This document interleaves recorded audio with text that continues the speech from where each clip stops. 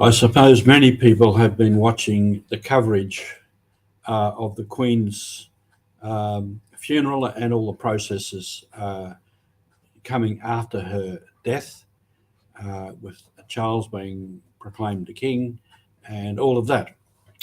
And it's still going on this morning. Many commentaries still going on about many aspects of it. Now, I don't want to join that, but I'd like to make a reflection on that.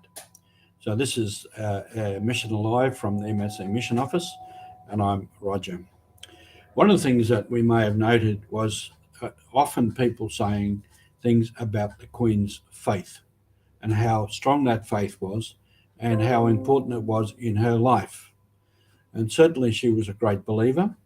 She believed in what Jesus taught in the good news, and she lived by it. So her dedication, her service to duty is obviously a great example of love of her people. And this is something that we can reflect on. Now, certainly, she was queen for many years, and in that she has influenced many, many people in many different ways. And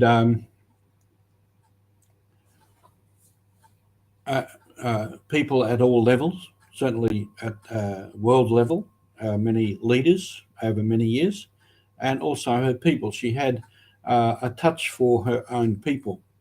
And many stories about her are very human, very down to earth, showing a great strength and a great service to the people. And as has been commented 2 days before, she was on duty receiving the resignation of Boris Johnson and appointing the new Prime Minister. Now, just to reflect on that, this is a Christian duty of service out of love for people.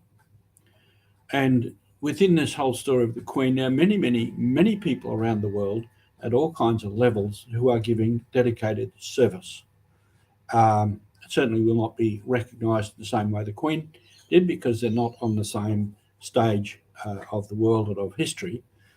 But many people, because of their faith, because of their following out of their faith, living by their faith, give great service in many different ways. And often we don't recognise those, and we don't have to recognise everything. It's just, it happens. And maybe many of us, we also give service and dedication, and we attend to duty. You know, how many times in the morning you just don't feel like doing what you should do, but you get up and you get on with the job and you do what needs to be done. Some days it's easier, some days it's harder. And certainly with the Queen too, as we know, in many aspects, there were great difficulties she had to face. Certainly she had great difficulties with her family. Certainly there were a lot of things within the politics of the UK and on the Commonwealth. And she seemed to have an ability to cope with that and to come through it. And her dedication to being informed about things. And that's been noted too by many leaders who have met her over the years, how well informed she was about many, many things. And all that was part of her duty. We have our duty, we have our service, we have our faith to see us through that.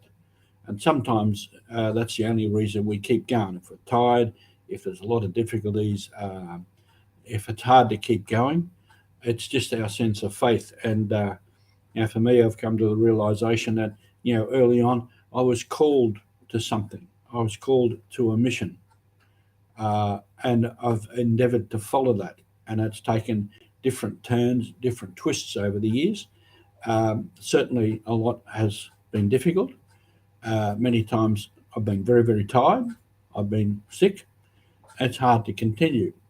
And the temptation is to give up, run away. I must admit, sometimes I've said that to the Lord. I said, I'm out of here. I want to go.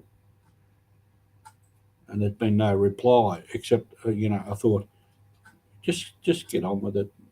Rog, just get on with it. I'm here. I'm supporting you. Just keep going, and you keep going. And so, out of all the coverage and all the pageantry and everything that's going on in London and Balmoral and these places at the moment, it's all over now. The Queen stands out as a woman of service, of courage, strength, and out of that, what I note is amongst all the people in the UK, and particularly those thousands and thousands who turned out on the streets in those queues, a great sense of community. They are all coming together because of her. So even in death, she has done a lot to unite the people. And that spreads further than the UK, here in Australia, all over the world, in countries where we belong to the Commonwealth and other countries that don't. There is that sense that this woman was something special. And in her memory, people have come together and people have formed community.